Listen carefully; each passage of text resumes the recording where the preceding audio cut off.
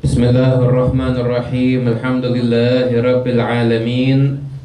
Allahumma shalli wa sallim ala sayyidina Muhammadin miftahi babi rahmatillah adada ma fi ilmillah salatan wa salaman daimaini bidawami mulkillah wa ala alihi wa sahbihi wa man walah amma ba'du. Assalamualaikum warahmatullahi wabarakatuh. Saya hormati yang saya muliakan, utamanya keluarga besar Majelis Ta'lim Nurul Hidayah, juga Sohibul Bait, Dr. Endrina dan segenap keluarga besarnya, dan bapak-bapak dan ibu-ibu semuanya yang dimuliakan Allah Subhanahu wa Ta'ala. Yang masih di luar kalau mau masuk bisa. Insya Allah kalau di dalam lebih dingin, full AC, bisa masuk, bisa sebelah sini, pokoknya tidak mengganggu jarak pandang kamera. Silakan bisa. Di dalam lebih enak, full AC. Silakan. Yang pertama-tama yang mau saya sampaikan, maaf, mungkin nanti ada sebagian yang bingung, ini kok tidak sholat zuhur dulu?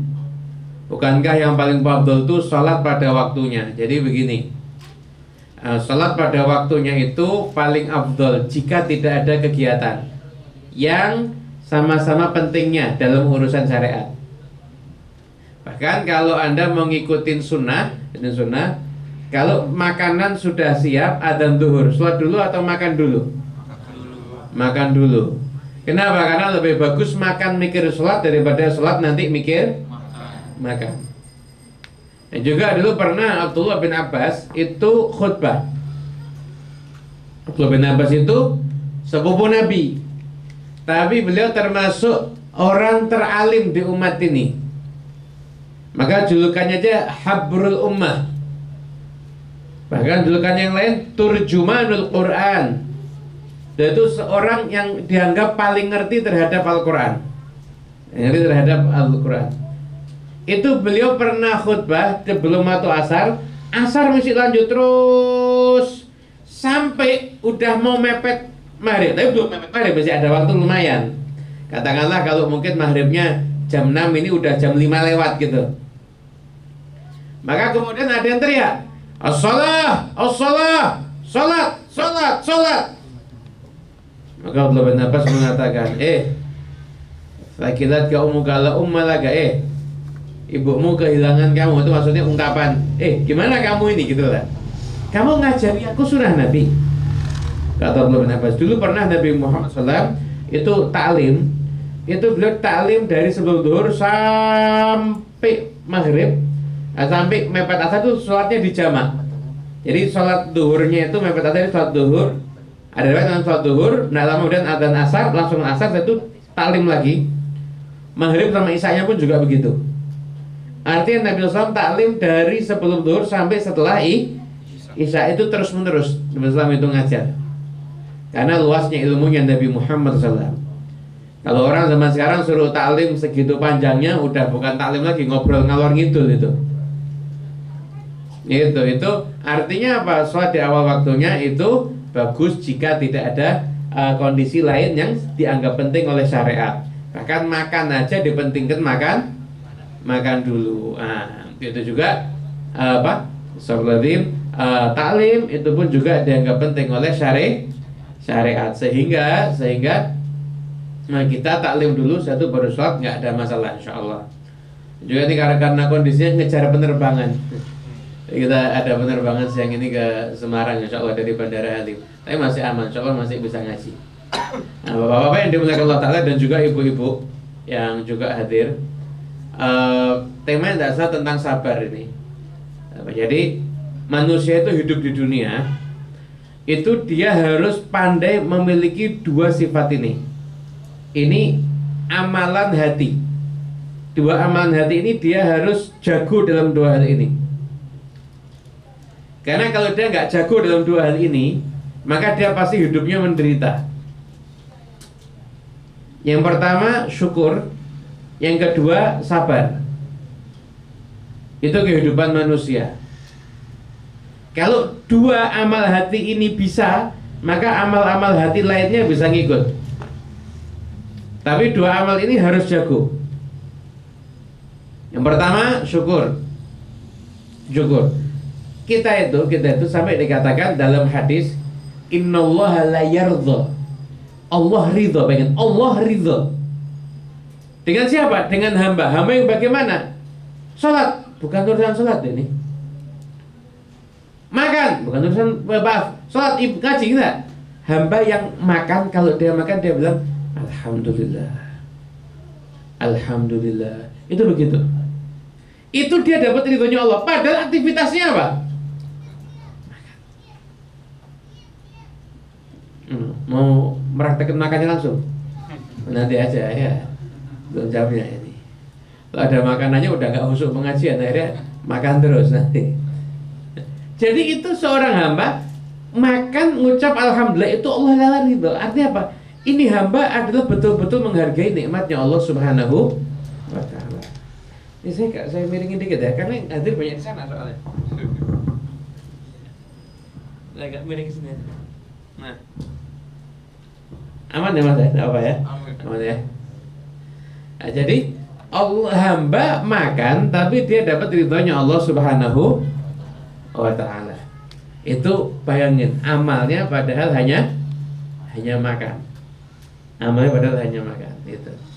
Kalau ini kabel enggak sampai enggak, kalau saya pindah ke sini nanti hadir biar maju. Gimana? Enggak apa-apa ya? Aman ya? Biar jadi majelis itu kalau bisa jaraknya jangan terlalu jauh yang hadir. Kenapa? Ruhaniyahnya nggak dapat nanti. Bahasa zaman now-nya feel-nya majelis nggak dapat. Jadi baru bisa kita duduknya agak merapat, saya pindah situ ya. Makanan-makanan biarin sini nggak apa-apa. Karena belum ada yang makan ya. Agak maju.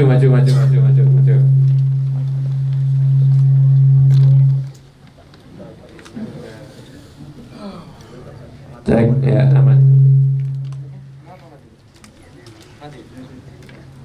Cek 1 2.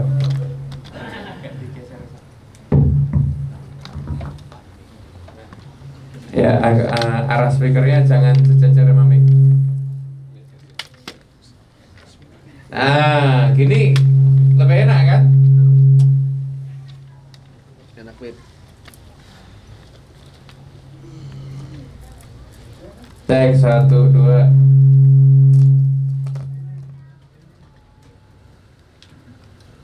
Cek 1 2, atau saya agak sini ya, geser dikit ya. Enggak terlalu. Cek 1 2, aman ya? Siap. Yang di luar dengar suara saya? Dengar. Ya. Ibu-ibu dengar suara saya? Alhamdulillah. Masih hidup ya Bu ya? Masih, alhamdulillah. Jadi tadi hamba yang ngapain yang diridhoi sama Allah Ta'ala? Makan, dan ketika makan mengucapkan alhamdulillah. Nah, artinya apa? Aktivitas makan aja itu kalau orang sadar ini dari Allah, itu mendatangkan ridho Allah. Artinya sekecil itu loh upaya kita, itu Allah Ta'ala menghargai dengan penghargaan yang luar biasa. Asalkan kita mau mengingat nikmat Allah Subhanahu wa ta'ala. Bayangin coba, Anda makan ikan, padahal Anda nggak harus keluar, tapi Anda bisa dapat ikan. Saya mikir kan ada nelayan. Ya iya, kalau Allah Ta'ala menciptakan ada profesi nelayan. Anda kalau mau makan ikan berarti Anda harus ke laut. Tapi Allah Ta'ala udah ngatur, Anda nggak usah ke laut, ada ikannya. Anda mau makan sate kambing, Anda nggak harus nyembelih. Ada profesi orang yang masak sate kambing. Coba Allah Ta'ala nggak menciptakan profesi orang masak sate kambing, nggak ada. Orang yang buat sate kambing, orang mau kambing harus nyembelih kan? Nah, artinya makanan itu, ya, makanan itu sampai ke kita, di situ ada perjuangan. Tapi kita tidak berjuang, kita tuh dapat, tinggal kita menikmati. Jangan sampai kita syukurnya itu kurang. Seorang hamba makan aja ngucap alhamdulillah, Allah Ta'ala hargai nikmatnya, hargai pensyukuran itu, dan Allah Ta'ala ridhoi dia. Artinya, nah ini juga satu pelajaran, sekecil apapun dalam kehidupan kita tuh kita usahakan ingat nikmat Allah. Usahakan ingat nikmat Allah. Contoh juga gini, ada sebagian ulama itu sukanya minum air dingin. Minum air dingin. Kenapa suka minum air dingin? Karena kalau air dingin itu di tenggorokan lebih enak, sehingga saya lebih gampang untuk ingat alhamdulillahnya. Karena kan cuaca di Timur Tengah kan panas ya, panas. Kalau di sini mungkin kan orang kalau sering air dingin lah flu. Dan kan kadang cuaca panas, jadi orang ketika minum air dingin itu dia senang. Alhamdulillah, karena lebih mengeluarkan syukur dari lubuk hati, maka suka minum air dingin. Itu setiap detail-detail nikmat itu diperhatikan oleh para ulama. Oleh karena itu, ilmu pertama yang harus kita kuasai, kita harus bisa ilmu syukur, termasuk mensyukuri keluarga. Jangan sampai mikir, kok saya nggak jadi keluarganya itu ya, kok bapak saya bukan yang itu ya, kok bapak saya yang ini, nggak bisa begitu. Yang Allah pilihkan itu pasti yang terbaik. Ya juga sama, suami pun juga sama. Jangan mikir, kok saya nikahnya sama ini ya, nasib. Coba dulu saya sama teman kuliah saya yang lain kan, Anda nggak tahu Pak. Justru yang Allah pilihkan untuk Anda itu yang terbaik. Itu. Nah, kemudian istri pun juga sama, ketika dapat suami nggak bisa mikir, duh kok nggak sama yang itu, nggak bisa.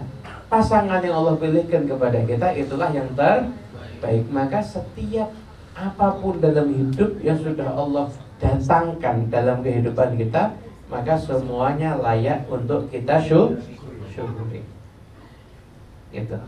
Makanya setan itu tugasnya setan itu menjadikan banyak orang nggak syukur. Wala tajidanna aktsarahum syakirin. Kata dia, Allah akan lihat sebagian besar di antara mereka itu bukan orang-orang yang bersyukur. Lalu juga sampai wa qalilun min ibadiyash syakur. Hanya sedikit hambaku yang bisa bersyukur. Syukur itu ilmu yang menjadikan orang bahagia. Jadi kamu jangan nunggu, saya mau bahagia nanti baru saya syukur. Salah. Bersyukurlah terus, nanti kamu akan dikasih kebahagiaan. Kenapa? Karena kamu bisa memandang semua aturan Allah Ta'ala itu jadinya indah kalau kamu itu mau syukur. Ingat ya, Nabi SAW suguhin makanan. Tapi tanya sama istrinya, makanannya apa? Itu kan orang itu zaman itu tuh orang makan pakai roti gandum.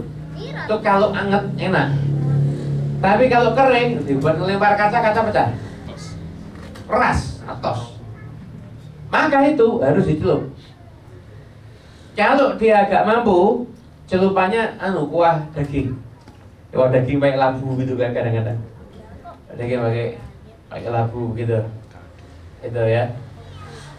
Ada yang mungkin pernah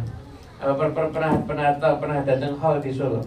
Pernah datang Solo kan ada waktu maulid pagi itu ada kuah daging pakai labu. Itu sunnah. Dimakan kuah daging ada labu itu kalau mampu. Levelnya lagi susu. Kalau nggak mampu itu antara dua. Kalau nggak air cuka lauknya. Nah, ketika itu Nabi ke rumah istrinya minta, ada apa? Ini nggak ada apa-apa kecuali cuka. Kata Nabi, ini apa sini?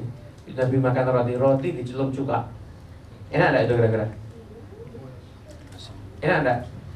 Kalau bilang enak, saya usul Madrasah Taklim lagi suguhannya cuka nanti ya. Cuka kecut ya kan? Tapi Nabi minum pakai apa? Celup cuka. Nabi mengatakan ni'mal idam al-khal. Memang seenak-enaknya lauk itu cuka. Artinya apa? Disitulah Nabi SAW mengajarkan kepada umatnya, kalau yang kamu punya cuka, maka hargailah cuka itu dan syukurilah, anggaplah itu makanan yang ternikmat untukmu. Makanya kalau dalam urusan ibadah, lihat yang atas. Itu udah bisa tahajud kok saya belum, lihat yang atas. Itu udah bisa sabar kok saya belum, lihat yang atas. Tapi kalau urusan dunia, lihat yang bawah. Maaf kalau orang maaf sekali, dia baru kemampuannya itu beli mobil Kijang tahun 70. Masya Allah itu 70. Kalau belok kadang-kadang pintunya buka sendiri, harus dipegangin, baru punyanya itu. Jadi harus mikirnya alhamdulillah, paling tidak kan nggak kena hujan. Nah kalau dia baru punya Kijang tapi lihatnya Velfire terus, ya stres. Ya, lihatnya Lexus nama roti juga, ya bukan nama mobil. Lihatnya itu ya stres dia. Artinya lihat yang di bawah kamu dalam kehidupan ini. Manusia itu mau udah ada takarannya masing. Ada 2 warung, buka berhadapan-hadapan, merek warungnya sama, resepnya sama, jualannya sama, rezekinya beda. Kenapa ada yang ngatur? Rezeki sudah ada yang ngatur. Maka tugas kita syukuri setiap sekecil apapun nikmat dalam kehidupan kita. Hasilnya apa? Maka Allah Ta'ala akan memberikan tambahan nikmat. Kecil tapi kita syukuri. Itu ilmu yang pertama. Jadi kita harus jadi orang yang pandai bersyukur. Itu yang pertama. Sama pasangan itu juga sama. Jadi lihat pasangan, alhamdulillah inilah orang yang Allah pilihkan yang terbaik untukku, ya ini. Kalau saya dapatnya orang lain, wah pasti saya menderita. Untuk dapatnya ini pasti yang terbaik. Walaupun kadang-kadang yang nyebelin juga, tidak apa-apa. Ya, ini pasti kalau nggak dapatnya ini lebih nyebelin lagi. Pokoknya jodoh pun itu juga harus kita syukuri. Itu yang pertama, ilmu syukur. Yang kedua, ilmu sabar. Sabar itu berat apa enggak? Sabar berat? Bu, halo.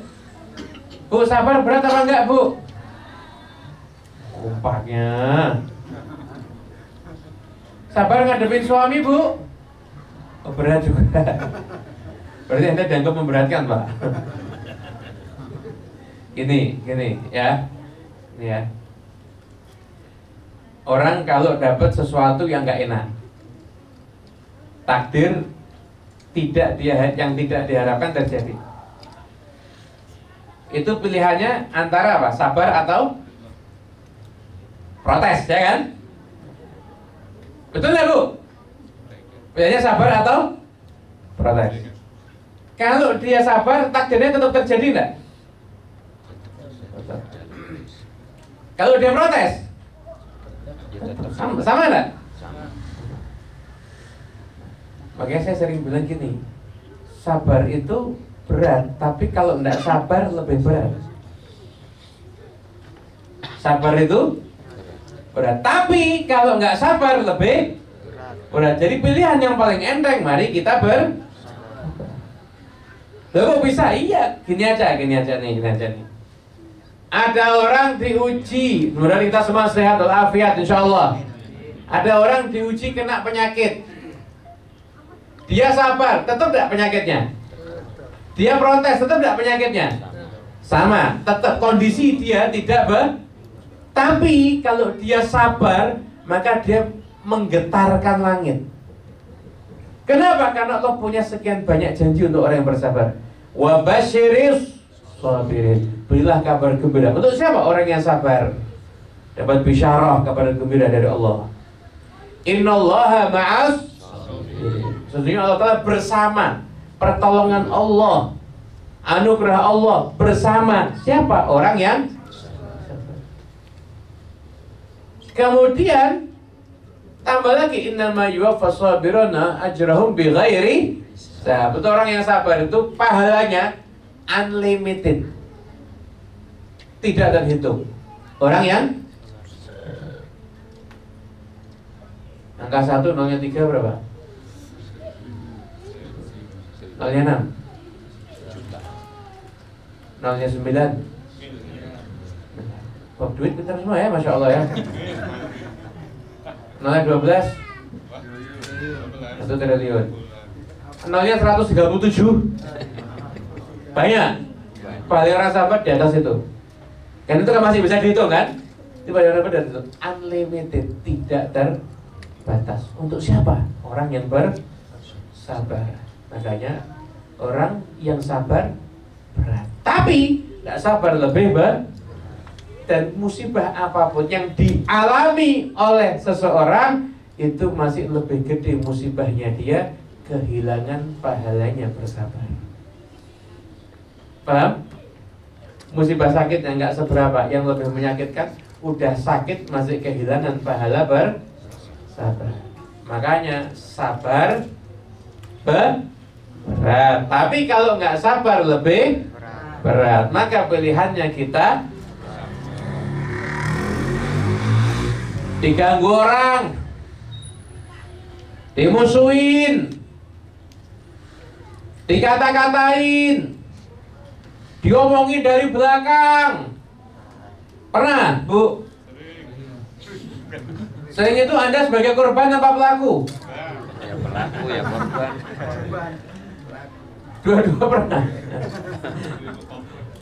Oh korban ini ibu-ibu Masya Allah salehah semuanya.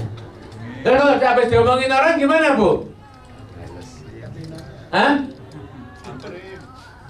Sabar apa samperin? Mau jawab ragu-ragu, Pak. Jadi gitu, katanya orang itu, terus mau apa? Mau apa? Ya pilihan paling bagus kita apa? Ada orang ngata-ngatain kita gini, ada orang punya keburukan. Kalau kita tambahin keburukan, kata-kata makiannya yang keluar awalnya 10 jadi 100. Tapi kalau kita diem cuma 10 nggak nambah lagi. Nggak nambah lagi. Masa kamu diomongin diem aja? Saya waras. Orang waras itu nggak mau nanggepin orang yang nggak waras. Orang ngamuk-ngamuk, marah-marah, ngata-ngatain orang, waras apa enggak? Enggak. Kalau orang waras itu ada mau negur orang, ngomong baik, tempatnya tidak di depan umum, itu waras. Kalau orang nggak waras, kok kita jadi ikutan nggak waras?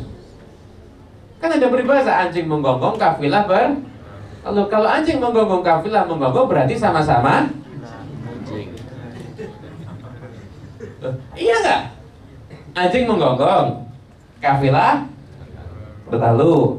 Tapi kalau anjing menggonggong, kafilah juga menggonggong, berarti anjing ketemu sama temannya juga sesama menggonggong semuanya. Intinya hidup itu tadi sabar, syukur. Sabar, syukur. Ada lagi sekarang islah baru, Pak. Tapi ibu-ibu di sono, sini nggak ada. Sono yang tetangganya planet Mas. Saya maafkan, tapi saya tidak akan pernah lupa. Ada yang gitu, terus diungkit-ungkit terus. Berarti maafkan apa belum? Orang itu suruh nginget yang enak apa yang nggak enak? Yang enak. Kok dia nginget yang nggak enak? Kok mau hatinya dikotorin nginget yang nggak enak? Nanti kamu bisa kamu bersihkan. Ya udah, saya lupakan, selesai, saya maafkan. Enak apa enggak? Itu ilmu orang tuh sudah, kalau sudah nanti sabar, syukur, nanti dia bisa jadi orang pemaaf. Dalam kehidupan sosial tuh ngaruhnya gede sabar syukur itu. Contoh, ada orang dia punya teman, punya sekian banyak kelebihan. Sekali temannya salah, dia lupakan semua kelebihannya, dia ingat kesalahannya. Ini orang nggak tahu ilmu sabar, nggak tahu ilmu syukur. Dia nggak mensyukuri kelebihan temannya dan tidak bersabar atas kekurangan daripada temannya. Begitu. Sama rumah tangga pun juga sama. Istri punya sekian banyak kebaikan, sekali istrinya salah, ya Allah, mungkin keliru buatin kopi, keliru gulanya diganti garam. Umpama, kan masih mending daripada gulanya diganti rinso. Lebih bahaya nanti. Lebih bahaya kalau itu. Itu dia. Itu kalau bisa kan orang harusnya, oh sekian tahun baik-baik saja kok, baru ini loh dia marah-marah. Tidak apa-apa. Yang saya ingat saya syukuri kelebihannya. Yang ini saya sabar. Suaminya baik, Masya Allah. Sekali suaminya mungkin lagi ada urusan sampai rumah, akhirnya marah. Istrinya ngomel, marah. Wow, ini tuh semua kebaikan suami dilupakan. Itu nggak ngerti ilmunya syukur dan sabar. Dia nggak menghargai kebaikannya suami selama ini dan tidak bersabar atas kekurangan yang diterima. Manusia itu Bapak Ibu, ini Bapak Ibu. Ini ya, Orang semakin kenal sama kita, semakin tahu kelebihan kita atau kekurangan kita. Itu manusia itu kalau kita. Tapi beda dengan Nabi Muhammad SAW. Anda itu kalau semakin kenal sama Nabi Muhammad SAW, maka Anda semakin tahu kelebihannya. Anda semakin tahu kelebihannya. Itulah Rasulullah SAW. Semakin Anda kenali, Anda akan semakin tahu kelebihannya. Manusia itu semakin kenal, maka akan semakin kurang. Makanya rumah tangga itu pasti ada konflik. Kenapa? Karena sebelum berumah tangga tahunya cuma baik-baiknya. Begitu berumah tangga nanti tahu kurangnya masing-masing. Itu nanti kita berteman pun juga sama. Awal kita tahu kebaikan teman kita, nanti lama-lama kita pun juga tahu kekurangan. Yang tergantung sekarang kita menyikapinya bagaimana. Saya nggak mau berteman sama dia karena dia punya kekurangan. Ya kamu nggak punya teman seumur hidup. Karena tidak ada manusia yang nggak punya kekurangan. Ada orang Alhamdulillah memutuskan untuk mengakhiri rumah tangga. Suami saya begini atau istri saya begini, marah. Dia nggak bisa menerima kekurangan pasangannya. Padahal dia nggak tahu kalau dia nanti nikah lagi sama pasangan lain, ya itu juga punya kekurangan. Mungkin lebih kecil, mungkin sama, mungkin juga lebih parah. Bisa jadi. Itu manusia tuh begitu. Maka pahami ilmu sabar dan syukur dalam kehidupan. Nanti hidup kita enak. Hidup kita enak. Kalau kita dapat nikmat, kita syukur alhamdulillah. Nanti udah Allah ridha dan nikmat itu disyukuri, ditambah sama Allah. La in syakartum la azidannakum. La in syakartum itu Pak, Bu yang dimuliakan Allah Ta'ala. Bu masih dengerin ceramah saya enggak ini? Masih khusyuk ya Bu ya? Udah lapar? Kenapa enggak jawab lapar aja Bu? Nanti setelah itu pakai tanya jawab ya. Ya biar asik, jadi dua arah. Enggak saya ngomong sendiri. Jadi la in syakartum la azidannakum. Itu kalau diartikan pakai terjemah nggak enak. Tapi kalau digali sisi bahasanya itu enak. Ada la di depan, lain, lanya itu kalau dalam bahasa Arab namanya lam mauti'atun lil qasam.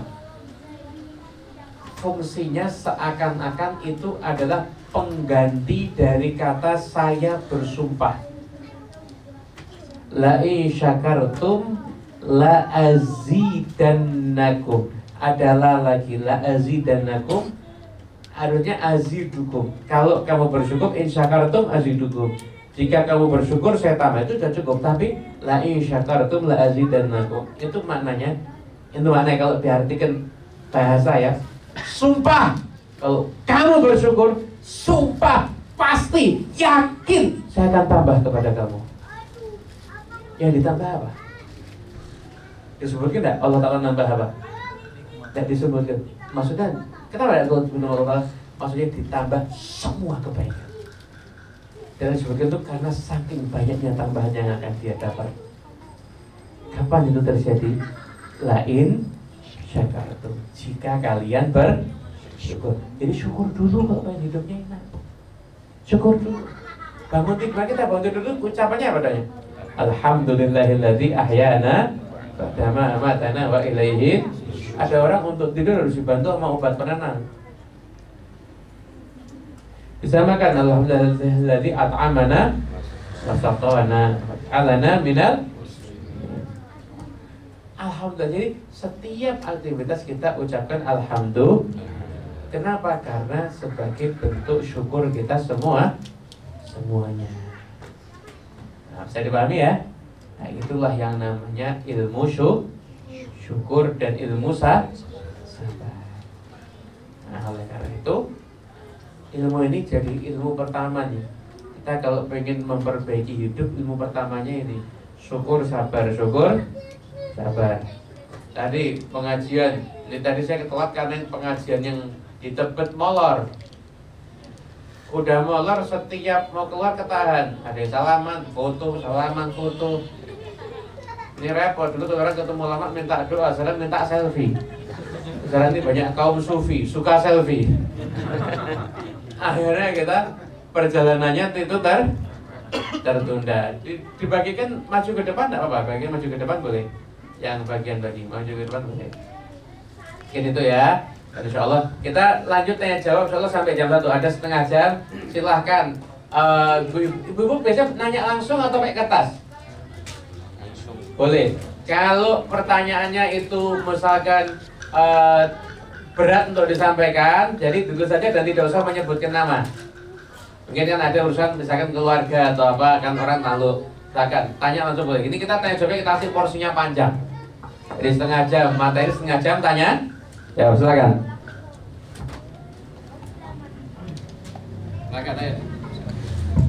Baik hadirin yang dirahmati Allah, silakan barangkali di antara bapak-bapak atau ibu-ibu di belakang yang ingin bertanya silakan. Yang sudah dapat snack boleh sambil dimakan snacknya. Ini kita ngaji tapi santai dan berbahagia ya. Boleh. Ibu sudah dapat snack bu? Sudah boleh bu ya? Boleh. Dimakan boleh, bawa pulang boleh, dijual jangan. Ya, Assalamualaikum Habib.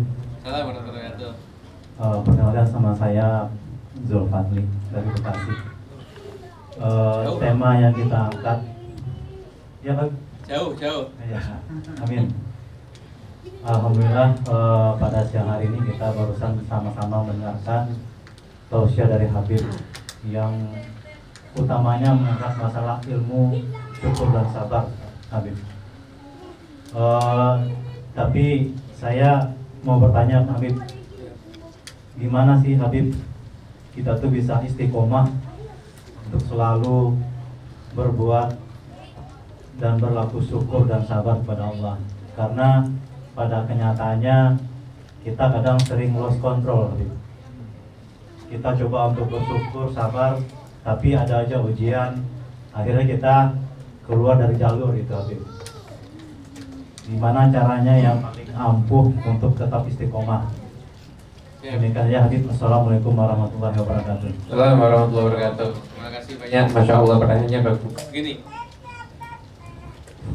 dulu pernah ada sahabat Nabi SAW. Dia duduk di pinggir jalan nangis. Tiba-tiba lewatlah Sayyidina Abu Bakar As-Siddiq. Tanya, kenapa nangis? Kalian nangis, saya munafik. Oh, kaget Sayyidina Abu Bakar As-Siddiq. Enggak, kamu tidak munafik.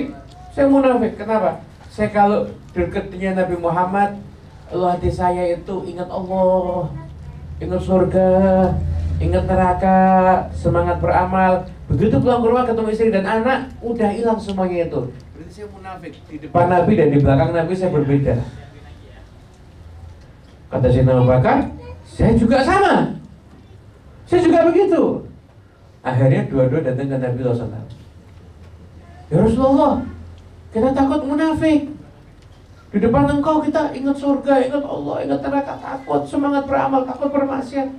Tapi ketika di rumah, hilang itu semua ya Rasulullah, gimana ini? Jawabnya Nabi apa?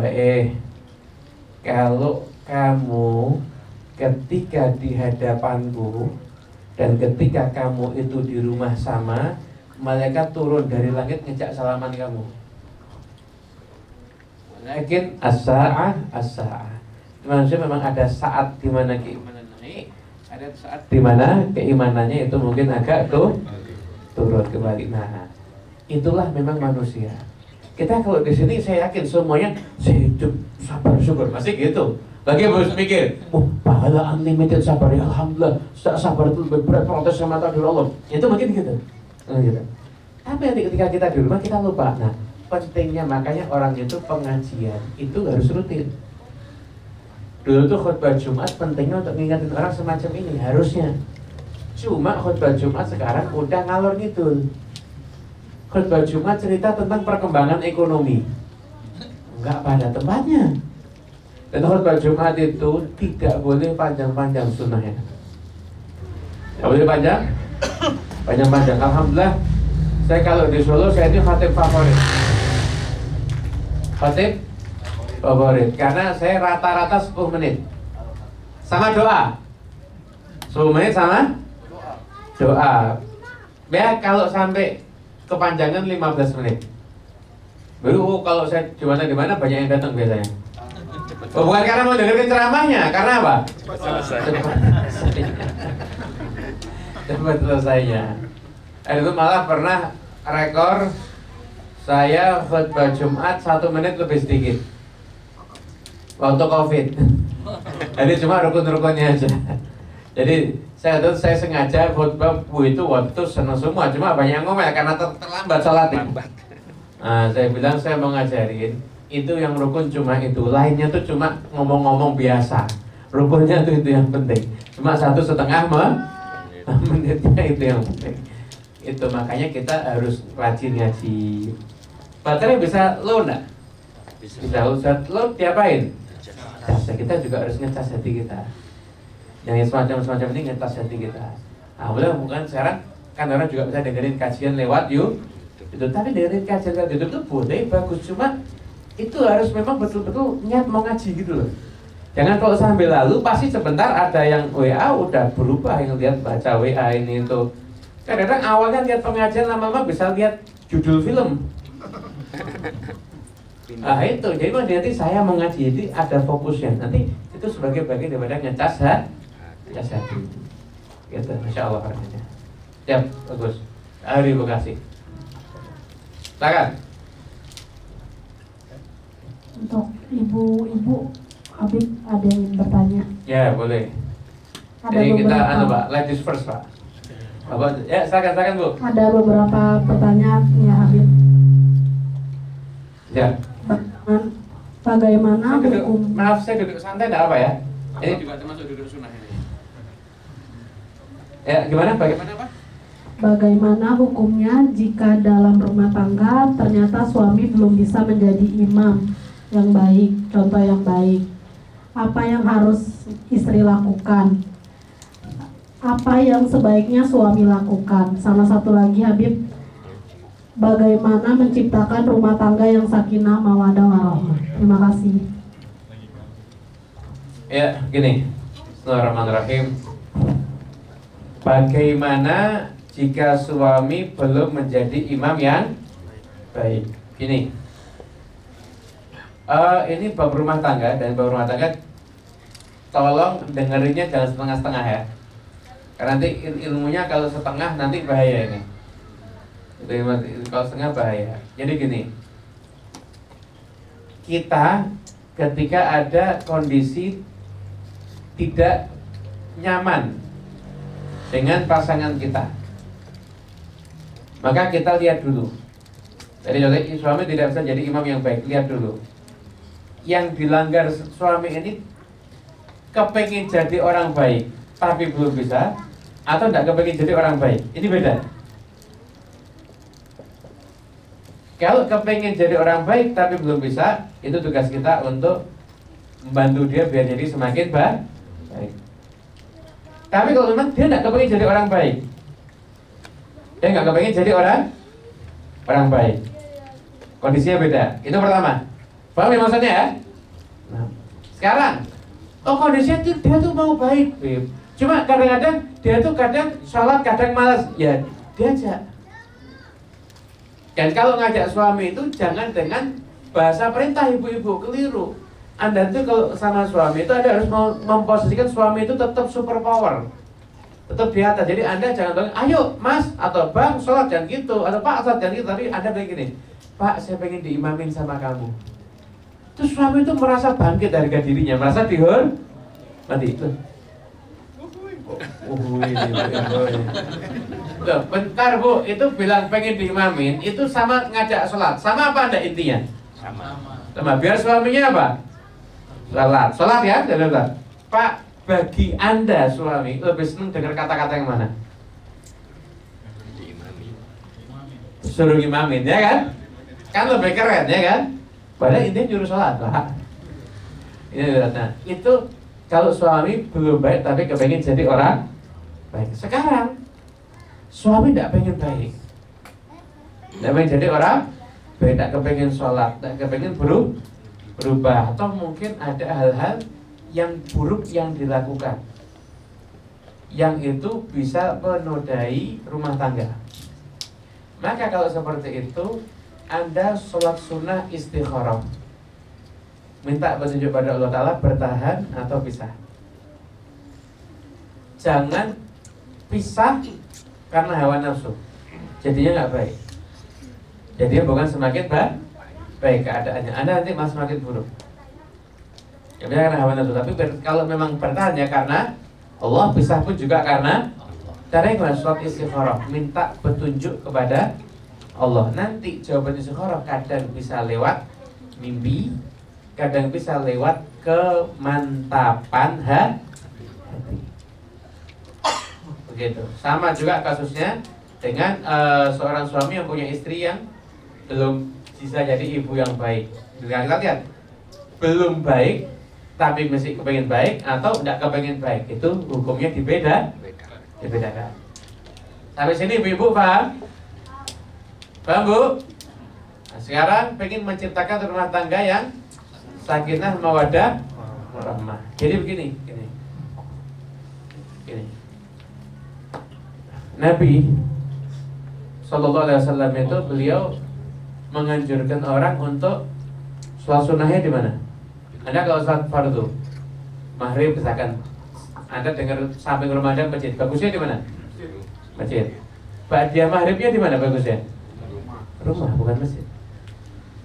Kenapa? Biar rumah dapat berkahnya sholat. Kecuali kalau Anda kalau sampai rumah lupa. Kalau misalkan istri Anda terlalu cantik sampai Anda bisa lupa sholat kalau dekat sama istri, ya sholatnya mungkin ba'diyah di masjid. Misalkan, cuma nggak tahu ada bener apa enggak yang gitu. Tapi rumah itu kasih bagian untuk ibadah, rumah itu pakai untuk zikir, rumah itu pakai untuk seksi. Itu yang pertama. Yang kedua, sakinah itu kan dari kata litaskunu ilaihi wa ja'ala bainakum mawaddatau, dari ayat. Sakinah dan warahmah itu dari ayat. Taskunu ilaihi itu apa? Agar ada ketentraman. Di suami istri itu saling menenangkan. Menenangkan. Artinya begini. Ibu dan bapak dan ibu itu harus tahu, harus peka. Suami sukanya apa, istri sukanya apa. Istri harus peka. Oh, suami saya itu perlu dikasih waktu untuk diem mikir sebentar. Karena Bu, suami itu perlu waktu untuk mikir Bu. Kalau diajak omong terus Bu, konslet lama-lama suaminya Bu. Kasih waktu untuk dia berpikir, itu kan kasih kesempatan. Dia lagi menghap, mungkin dia lagi mikir. Tapi masa itu jangan panjang-panjang Pak. Istri itu juga perlu teman. Teman tulah ibuka wa tulah ibuha itu adalah ya main ya. Istri cerita ngalor ngidul itu didengerin. Walaupun cuma ceritanya habis beli terongnya dimasak gosong, nggak apa-apa Pak. Anda nggak usah mikir apa pentingnya terong gosong dalam kehidupan, nggak usah mikir gitu Pak. Bagi Anda nggak penting, tapi bagi istri menceritakan itu tuh penting. Karena perempuan itu perlu telinga untuk mendengarkan dan tidak usah banyak direspon, Pak. Karena kita tuh, iya, tidak usah pakai dikomentarin, betul nggak Bu? Nggak komentarin, dengerin, biarin cerita. Bagus, cakep. Pakai baju ini cantik Pak, cantik. Ini cantik, kok semua cantik? Semua yang kamu pakai cantik. Enak kan Pak? Bapak bilang kurang dikit, panjang. Nah, lihat aja. Kondangan jam 12 jadi jam 3 sore itu baru keluar. Udah pokoknya dengerin, siapkan telinga. Oh ya, tapi dengerin loh Pak, jangan tidur loh Pak. Jangan tidur Pak, dengerin. Itu pentingnya, itu berumah tangga itu begitu. Ada seninya. Ada seni? Dulu masih ingat permainan layangan enggak Pak? Masih ingat ya? Layangan itu kenapa kok menarik? Ada seninya Pak. Kapan orang harus mundur, kapan harus itu kan ada seninya Pak. Jadi ada kondisi di mana harus mundur, ada kondisi di mana harus ya, berumah tangga itu sama Pak, ada seninya. Ada saatnya kita harus ngalah sengalah-ngalahnya. Ada saatnya kita harus menunjukkan sikap dengan terukur, begitu ya, dengan terukur. Gitu. Saya pahami? Ibu jelas ya Bu? Ya. Ini pertanyaannya bisa jadi satu tema pengajian sendiri ini harusnya. Ya, silakan. Oh ya. Assalamualaikum Ustaz. Saya dengan Pak Muhammad Arif. Saya ingin menanyakan sekaligus minta nasihat pada Habib. Bagaimana kita saat ini, terutama di lingkungan Nahdlatul Ulama, ada kisruh pernasaban, sehingga padahal kan di antara Habaib dengan Nahdlatul Ulama adalah satu kesatuan yang sebenarnya tidak bisa terpisahkan.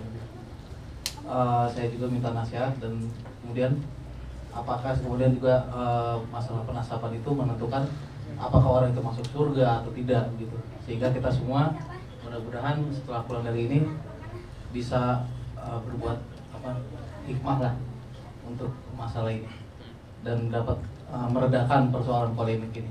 Demikian. Wassalamualaikum warahmatullahi wabarakatuh. Jadi begini,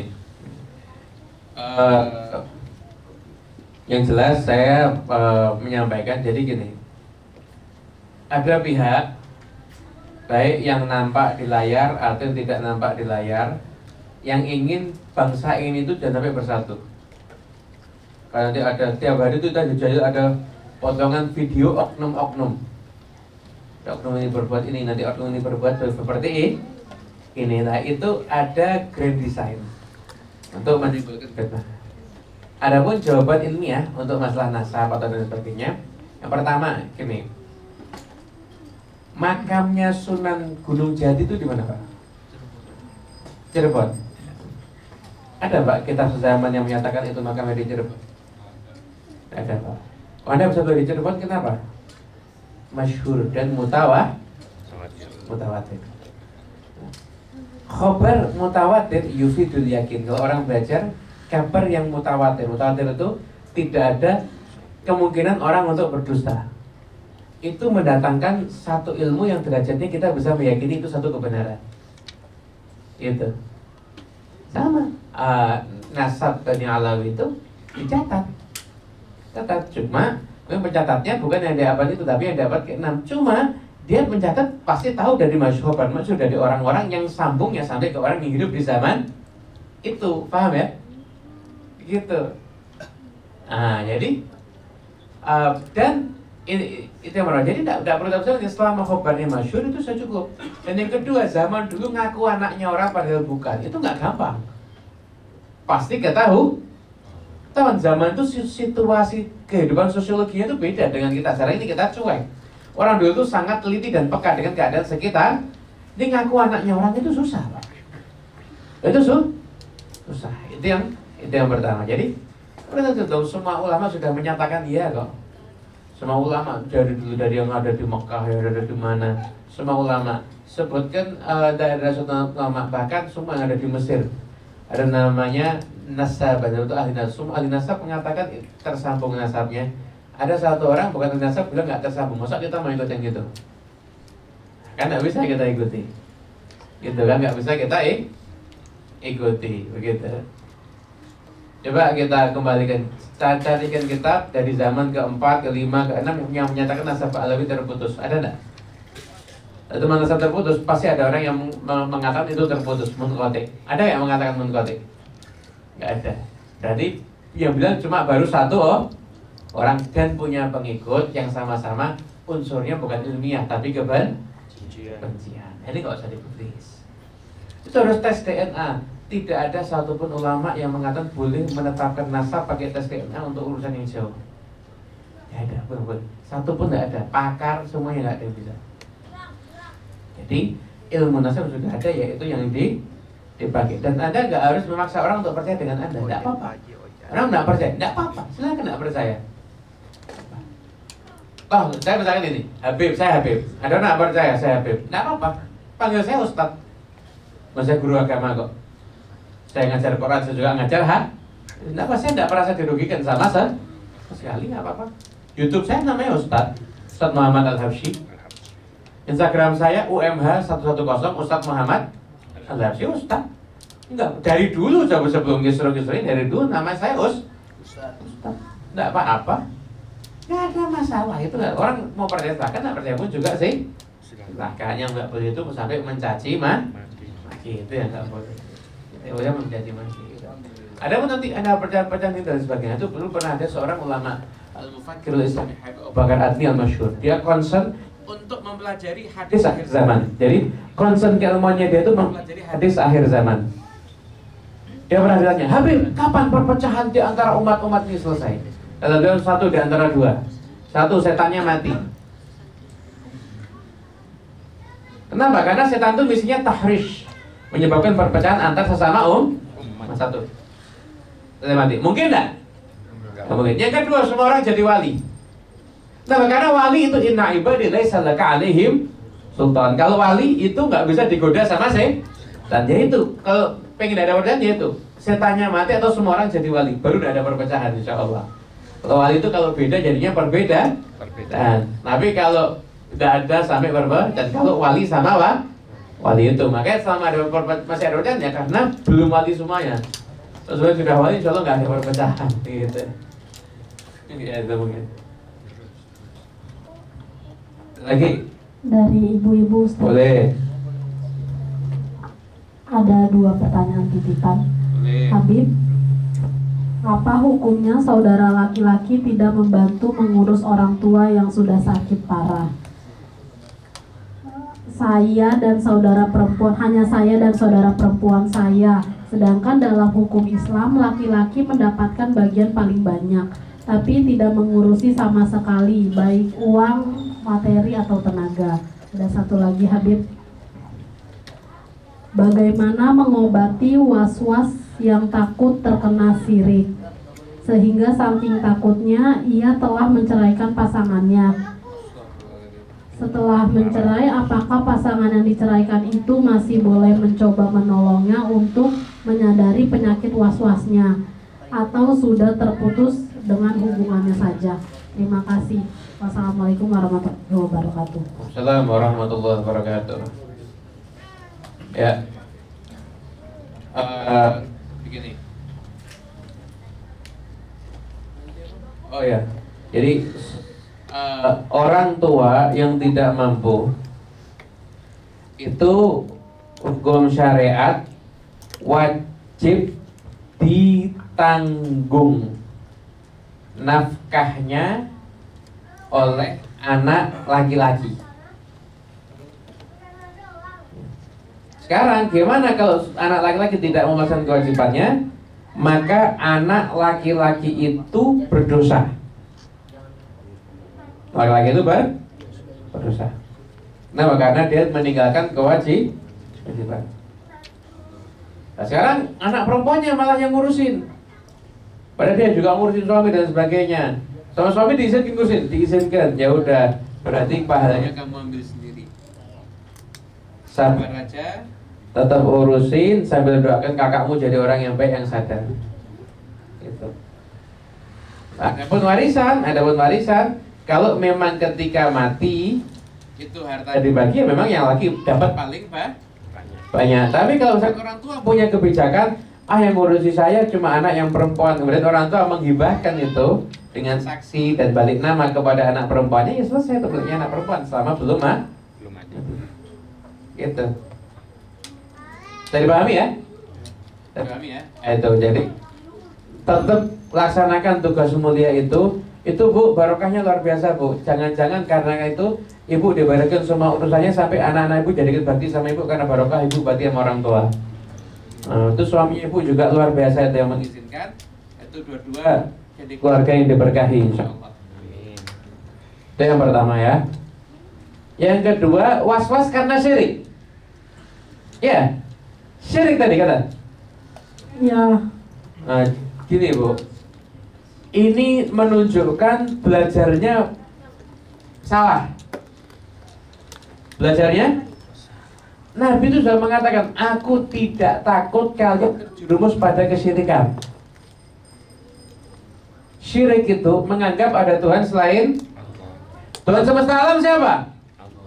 Itu ada sama Anda bilang Allah, Anda nggak syirik.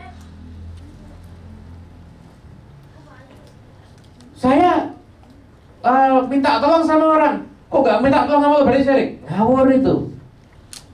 Nggak apa-apa. Terus kalau ke dokter syirik berarti. Kenapa minta tolong sama dokter? Kamu nggak minta kesembuhan sama Allah, kamu syirik. ini berarti nggak belajar ini. Belajarnya nggak pas. Nabi udah mengatakan nggak takut umatku syirik, kok Anda malah sih takut syirik, kan keliru. Nabi mengatakan inilah akhafu an tusyriku ba'di. Aku nggak takut kalian akan jadi syirik sepeninggalku. Nabi bilang aku nggak takut. Lah kok was-was sama syirik? Terus menceraikan istrinya. Ya Bu. Maaf, talak 1 atau udah 3? Ini titipan pertanyaan Ustaz. Oh, titipan pertanyaan. Ya, Oh ya, udah. Nggak ada keterangannya ya. Kalau misi talak 1 dan udah selesai masa iddah nggak bisa sambung, itu harus nikah lagi itu. Nah, kalau talak 3 harus dinikah lagi sama orang lain, kumpul sama orang lain, lalu diceraikan sama orang lain, selesai masa iddahnya dari orang lain, baru bisa kembali ke suami yang pertama. Hati-hati. Talak itu nggak boleh sembarangan. Itu ada ilmunya yang ngatur itu semua, nggak boleh sembarangan itu. Dan kita doakan insya Allah dapat solusi daripada pertanyaannya, insya Allah. Amin ya rabbal alamin. Boleh pertanyaan lagi? Ini mana Bapak?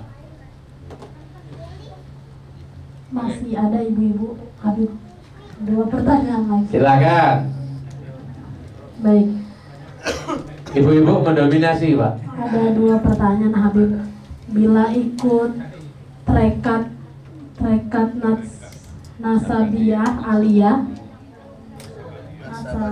Naksabandiyah Aliyah, tawasul selalu berzikir dan beribadah, apakah langkah ini sudah benar?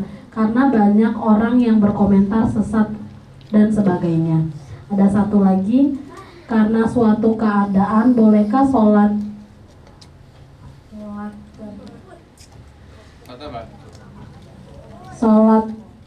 qobliyah zuhur dilakukan setelah sholat zuhur? Terima kasih. Pertanyaan bagus. Yang pertama, saya ikut tarekat. Nama gak usah disebut ya, karena kadang-kadang nama itu bungkus, isinya belum tentu sama dengan namanya yang asli. Saya banyak mendapati namanya pakai nama-nama tarekat mu'tabaroh, isinya tapi sesat. Ada tuh, lihat perbulan awal Ramadan dari pasang surut air laut, sesat itu dan. Padahal namanya nama pakai tarekat untuk mengetes suatu tarekat bisa diikuti atau terus diverifikasi. 1, siapa mursyidnya, ditokohkan. 2, gimana sanadnya, dia muridnya siapa. 3, gimana ajaran yang langgar syariat atau tidak. Nah, termasuk tarekat yang dianggap bermasalah ketika menganggap, maaf ya, ketika menganggap guru lebih penting dari suami bagi perempuan, itu bermasalah.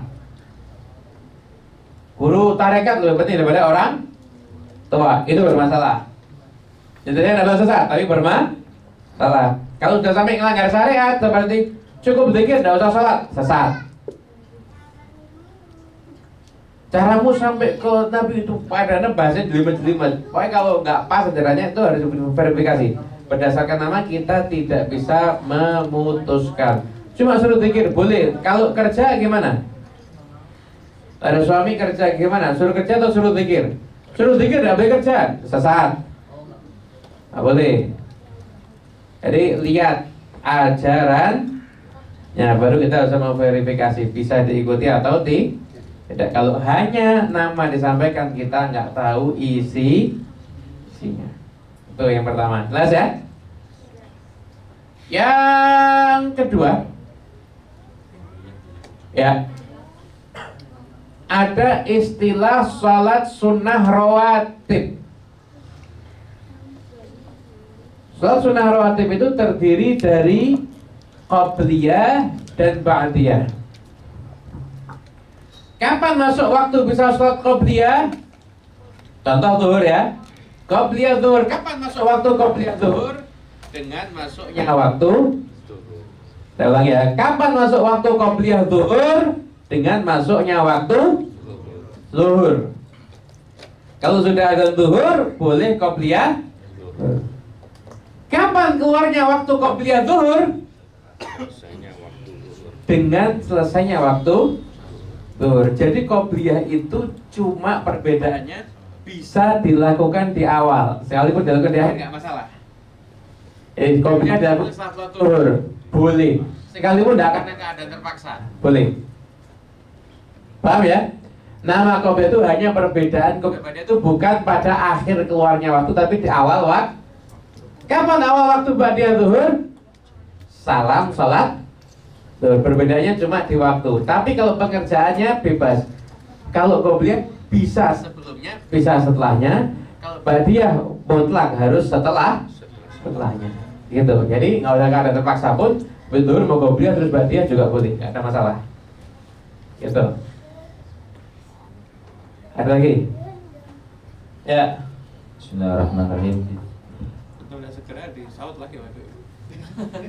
Izin bertanya, ini bentuknya cerita Cerpen. terkait masalah hutang piutang. Jadi dibuat narasi sama penanya. Ya boleh.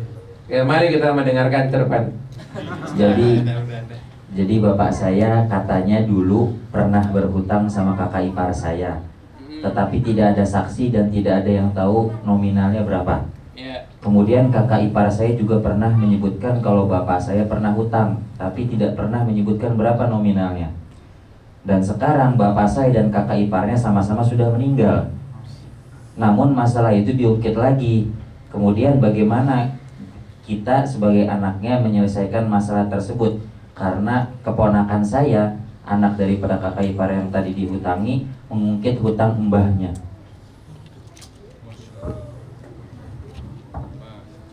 Ya, ini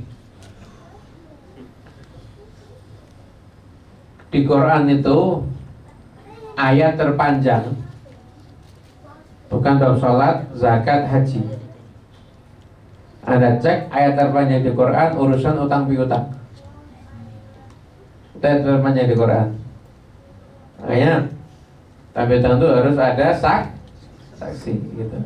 Nah, sekarang ini utang piutang tidak jelas angkanya berapa, dah jelas ya. Gini aja, kalau ponakannya mungkin gini aja, ya udah cari bukti itu jumlah angkanya berapa, nanti saya ganti. Nah kalau masa orang mau nagih barangnya nggak jelas, loh kalau tidak bisa terus ya berapa buktinya itu berapa, nanti saya ganti, saya siap ganti, gitu aja. Gitu aja. Itu kalau misalkan dari oh ya udah deal-dealan aja, udah mau deal-dealan aja. Kira-kira yang masuk akal berapa sih utangnya? Oh sekian, ya udah sekian ya tak bayar, tapi kita anggap tunas. Kalau nanti sampai lunasi itu, kalau misalkan Anda mampu dan dia udah maaf pada tahapan sangat mengganggu.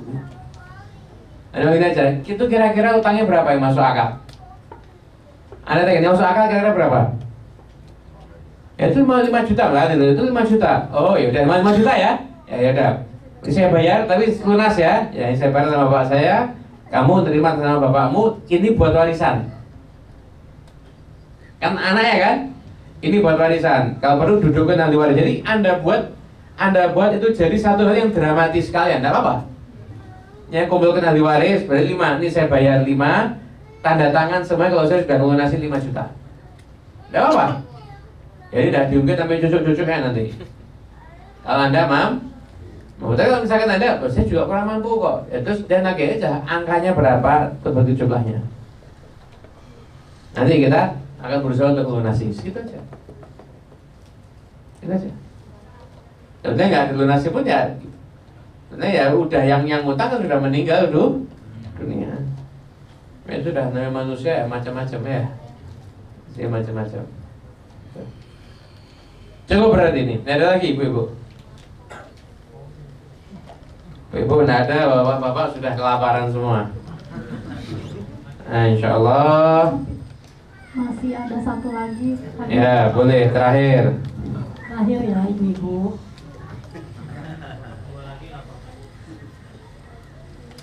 Assalamualaikum Habib, minta doa agar cepat pergi haji dan umroh. Untuk semuanya Habib. Amin. Udah pokoknya gini. Pengen pergi atau pengen pahalanya?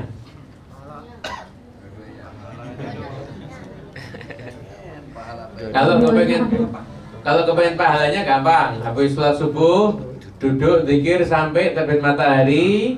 Nanti tunggu terangkat syukuran tombak, sholat sunnah 2 rakaat, dapat pahala haji tiap hari bisa. Pengen, yang penting pahalanya kan? Perginya juga.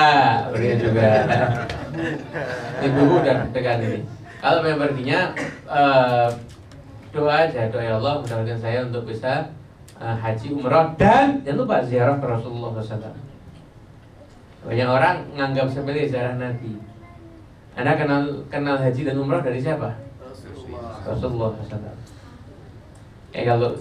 Kalau pergi itu jangan lupakan ziarah ke Rasulullah SAW. Masuk haji dan ziarah umroh dan jadi cuma ditulis umroh dan ziarah haji dan ziarah. Doa aja minta kepada Allah Ta'ala.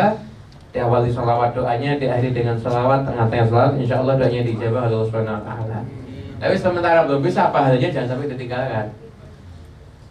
Ada yang betul-betul rindu sama haji, pahala haji dan ditinggalkan. Dan jadi habis sholat subuh. Jadi itu memang syarat duduk itu kata para ulama tidak mesti. Jadi sekalipun jalan, yang penting kondisi itu mesti dikir sama Allah sampai nanti terbit matahari, sampai terangkat syukuran tombak, sunnah 2 roh. Terangkat syukuran tombak itu 4 derajat. Per derajat itu 4 menit, berarti 16 menit setelah terbit waktu, terbit matahari. Ini di Jakarta terbit matahari jam berapa? 5, anggap jam 6.00 ya kan? 6.16 Anda udah bisa sholat duha ataupun sholat isyraq. Itu sudah bisa. Paham ya? Allahu a'lam bissawab.